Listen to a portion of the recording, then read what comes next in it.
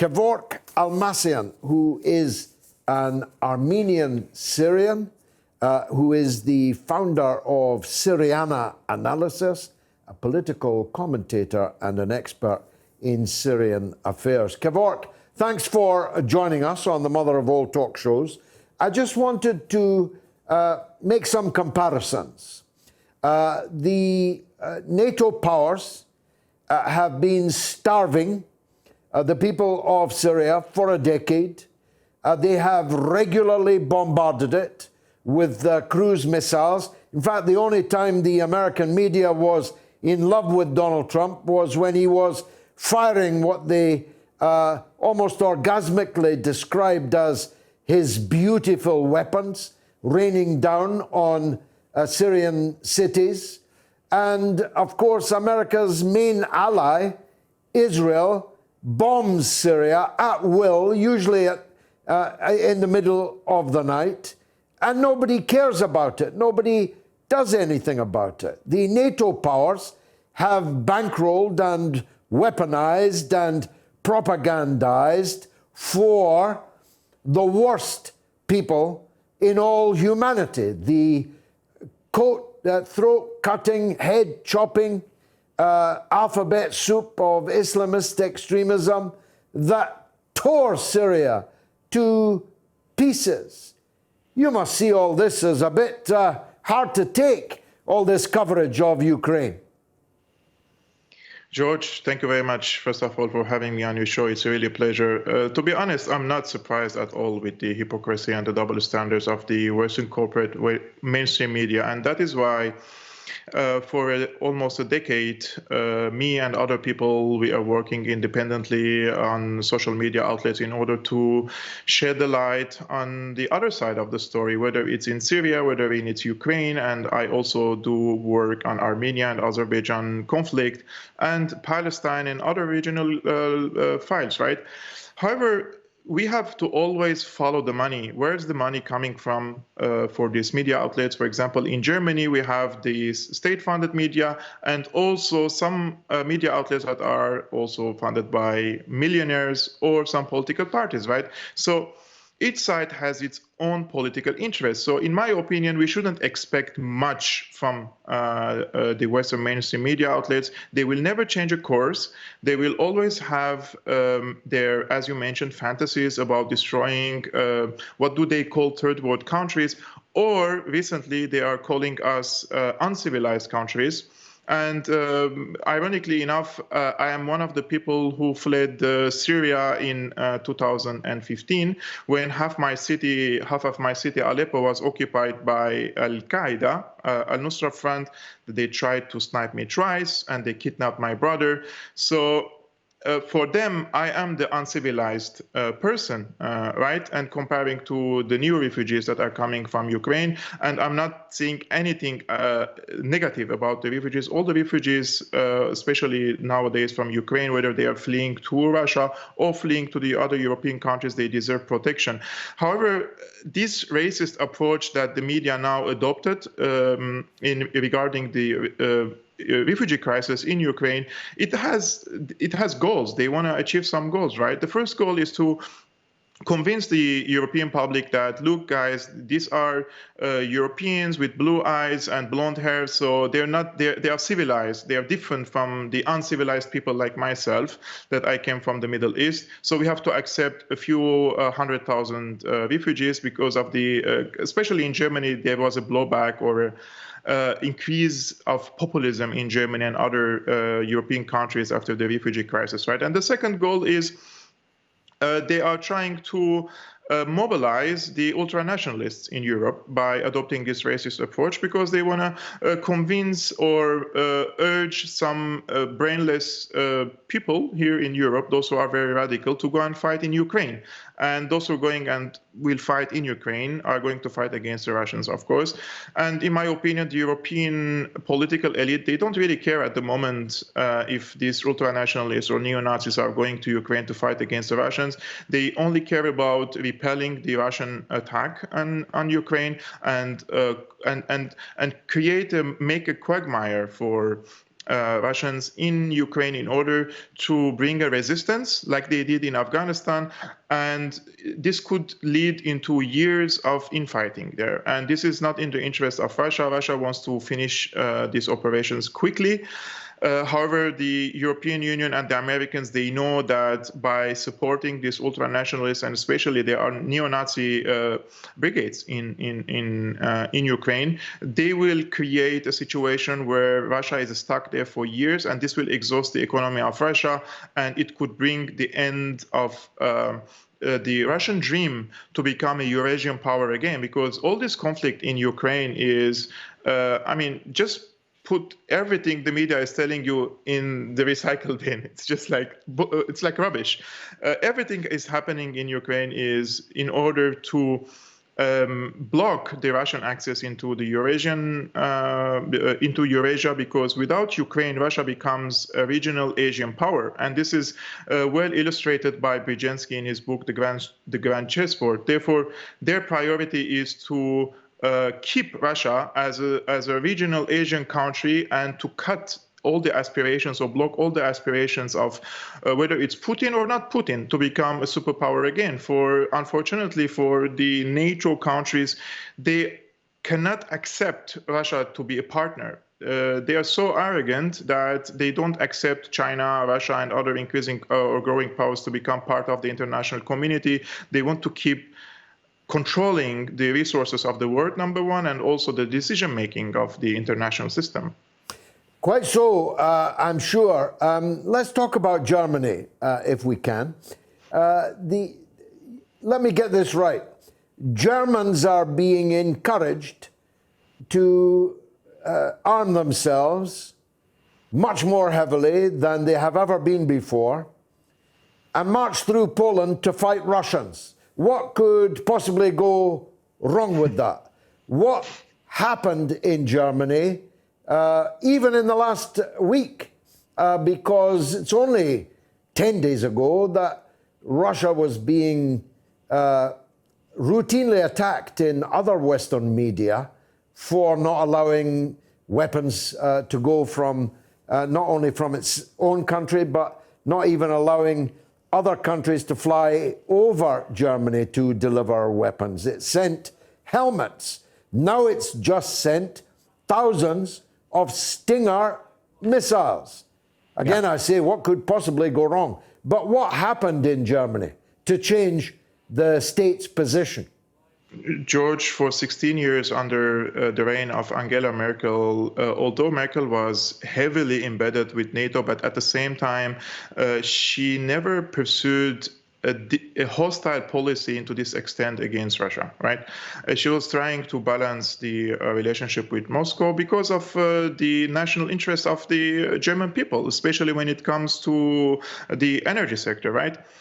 Now, in Germany, you have a new coalition. The Social Democrats and the Greens are more NATO than the NATO itself. It's ironic, just 2 decades ago, the Greens were lobbying against the NATO, and now they are incredibly warmongers in Germany, and they call themselves the Greens. This is very unfortunate situation. Funny enough, the only political party that has made clear that they don't want to send weapons to Ukraine or urge as I mentioned, the brainless people, these radical ultranationalists, to go to Ukraine, is the opposition party Alternative for Germany, that is a far-right party.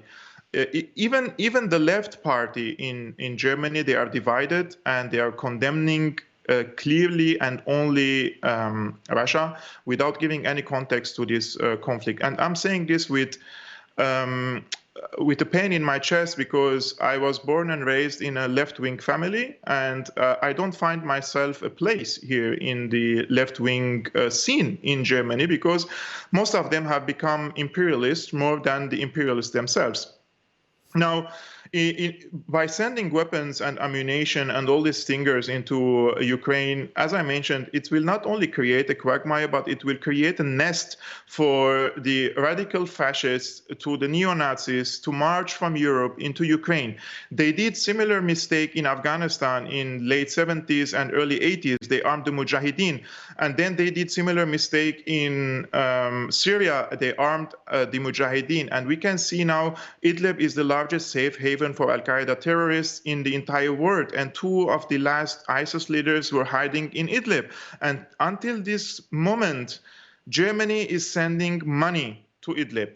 And they say it's humanitarian help. They're sending to the so-called white helmets, etc. And we all know how this money could be robbed by the radicals, because every time the Europeans or the Americans were sending weapons to the so-called moderate rebels, the Free Syrian Army, the weapons were ending in the hands of ISIS and Al-Qaeda. They were either selling them to these two terrorist groups, or these terrorist groups, because they are the most powerful groups in Syria, they were taking over these weapons. And the same thing could happen in Ukraine, because Azov and the national militia and other neo-Nazi groups, they are very strong. Let's remember in 2014, when the Russian-backed separatists, they were advancing from Donetsk, they were pushed back by the neo-Nazis. And the Ukrainian army collapsed in 2014 in the southern part of Ukraine, and they were the neo-Nazis who pushed back the Russian-backed separatists. And between 2014 and 2019 exactly, if you go to the German media, you will see lots of video reportages about the neo-Nazis, and they're calling them neo-Nazis, right? But now, in 2022, when the war erupted, they're calling this a conspiracy theory or a Russian misinformation campaign. Well, I've actually, Kevork, I've got all of those front pages and all of those features on my telephone. The New York Times, The Guardian, The Times, The Sunday Times, The Daily Mail, the German press, the Canadian press. Over the last 8 years, all of these outlets have explicitly covered what they call, not me, they call neo-Nazi, far-right, extreme-right organizations. Now, if you put up a picture of these groups holding their swastikas on Facebook, you'll be banned.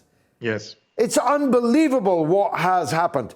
Amazon, apparently, is selling online the merchandise of the Azov battalion, named by every one of those publications and media houses that I have just adumbrated as a Nazi organization. You can sit at home and shop on Amazon buying the insignia, the merchandise of a Nazi organization. Has the world gone mad?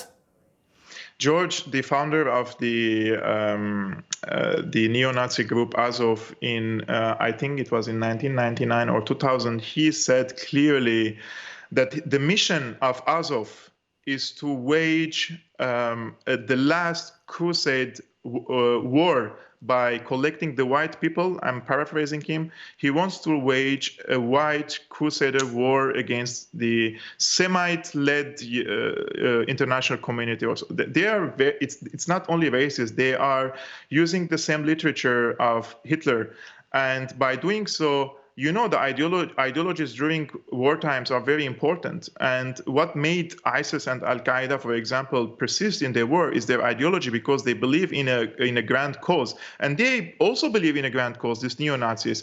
And they will be the ones who will fight till the end against the Russians. So we may see the collapse of the Ukrainian army again. And let's remember, the neo-Nazis are embedded with the Ukrainian army. They're not like separate militia that they're fighting separately. No, they're fighting together.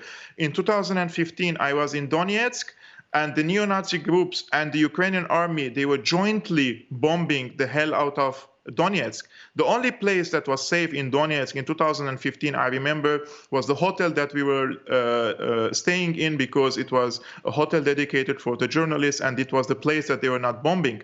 So for 8 years, the neo-Nazis and the Ukrainian army were bombing Donetsk and Lugansk regions, like Donbass. Over 13,000 people died. I haven't seen a single person changing his social media profile photo into "I stand with Donbass" or "I stand with the people there." They were targeted because they are ethnic Russians or because they speak Russian. It's not. It's blatant racism against the people there. I received lots of messages by people in Donetsk and Lugansk and by people who are half Russian and half Ukrainian.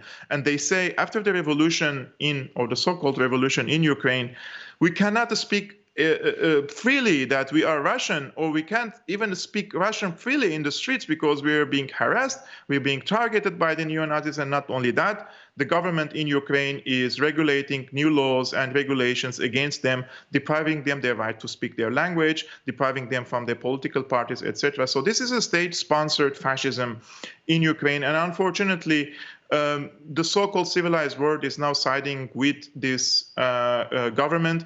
And look, George, I'm not making any excuses for the Russian invasion. I would call it an invasion. I would call it against international law. But at the same time, it's not unprovoked. Those who say it is just an unprovoked attack that Putin just woke up in the morning and decided to attack Ukraine, they're crazy. They're trying to simplify political affairs into extent that they think we are sheep because they want to portray things white and black. No.